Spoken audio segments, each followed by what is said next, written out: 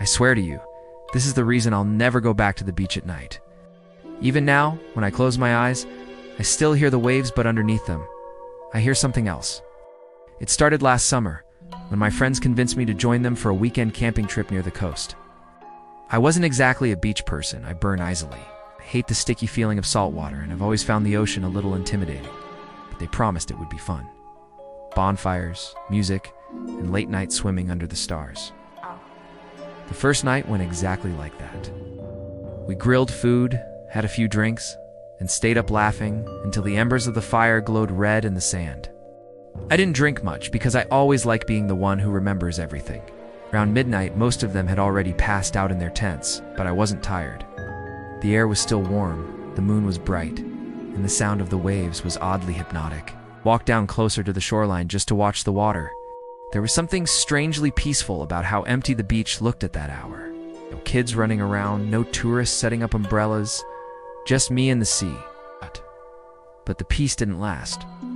I was standing ankle deep in the tide when I saw her.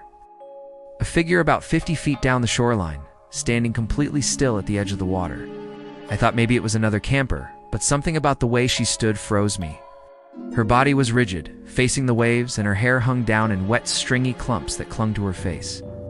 The moonlight reflected off her skin in a way that made her look almost pale blue. "Hey!" I called, trying to sound casual. My voice came out louder than I expected, cutting sharply through the quiet. The figure didn't move. I cleared my throat and tried again. "You all right?" Still nothing. No wave, no nod, no sign that she even heard me. I started to walk toward her, but that's when she tilted her head slowly, mechanically as. If the sound of my voice only just registered, I could see the angle of her face now, sharp and unnatural, like her neck was bending too far. Something about that single movement made me stop cold. I told myself it was just some drunk girl staring at the water, maybe too out of it to respond. I decided to leave her alone. I turned back toward our campsite, but as soon as I did, I heard it. A laugh. It's not playful or friendly. This laugh was thin and broken, like someone exhaling too hard while trying to imitate amusement. It carried across the water, rising and falling with the waves. When I turned back, the woman was closer. I swear to God, she hadn't taken a single step that I could hear. But now she was only 20 feet away, still standing perfectly stiff, her head still tilted, and her hair covering most of her face. My chest tightened. Something in my gut told me this wasn't just some drunk stranger. I forced myself to back away slowly, careful not to trip in the wet sand. That's when I heard my name. It came from her. Her lips hadn't moved, but I heard it clear as day in a hoarse, whispery voice. My name. Every muscle in my body locked. No one here knew me except my friends. There was no possible way this woman could. I didn't answer. I turned and bolted back toward camp. By the time I reached the tents, my heart was pounding so hard I could barely breathe. I looked over my shoulder once, just to be sure she wasn't following me. She wasn't there. The shoreline was empty again. I didn't sleep that night. The next morning, I told my friends what I'd seen. They laughed, of course, said I'd had too much to drink, or maybe I'd just scared myself in the dark. I didn't bother arguing. If anything, I wanted to believe they were right. The day went on like normal.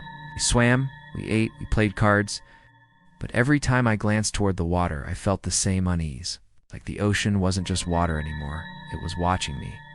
That night, when everyone else crashed, I stayed in my tent, determined not to step foot outside. But around 2 in the morning, I woke up to a sound. At first, I thought it was just the waves. But no, the waves are rhythmic, steady. This was different. It was humming. A woman's voice, low and eerie, humming a tune I didn't recognize. The sound was coming from just outside my tent. My whole body went cold. I didn't move, didn't breathe. The humming grew louder, circling the tent, almost playful. Then silence. I thought maybe she was gone. But then I heard the zipper. Someone was slowly dragging their fingers along the outside of the tent zipper, up and down, over and over, as if testing how it worked. I wanted to scream for my friends, but my throat locked. I just lay there, shaking, praying whoever or whatever it was would leave. After what felt like hours, the noise stopped. When morning came, I checked outside. There were no footprints in the sand around my tent. The final night, I decided I was done. I told my friends I was in tea feeling well, and that I'd head home in the morning. They teased me again, but I didn't care. I just wanted to get out of there. That evening, I sat awake in the tent, clutching a flashlight like it was a weapon. I must have drifted off at some point because I woke up to the sound of water, not waves, dripping. I opened my eyes and saw it immediately. A puddle spreading slowly across the floor of my tent. Salt water glistening in the beam of my flashlight. And then I heard breathing. Shallow, raspy, just inches from my head. I whipped the light upward, where she was inside. The same pale figure from the shoreline, crouched in the corner of my tent, her wet hair dripping into the sand. Her eyes were wide and glossy, her mouth twisted into a smile that didn't move with her breath. I froze. My flashlight trembled in my hand as her head tilted again, farther this time, bones cracking like dry wood. She leaned closer, her face almost touching mine, and whispered the same broken laugh I'd heard before. Then darkness. I woke up at sunrise, sprawled on the sand outside my tent. My friends were packing up, none of them aware anything had happened. My tent was dry inside, no puddles, no sign of anyone being there. I told myself it was just a nightmare. I almost believed that until I noticed something on my wrist. Thin, dark strands of hair tangled around me like seaweed, and when I pulled them free, I realized they were still wet. I've tried to convince myself it wasn't real, that I imagined it, but sometimes, late at night, when I close my eyes, I still hear the ocean, and underneath it, I hear her laugh. I don't go near the beach anymore, because I know she's waiting for me there. And the next time, I don't think I'll wake up at all.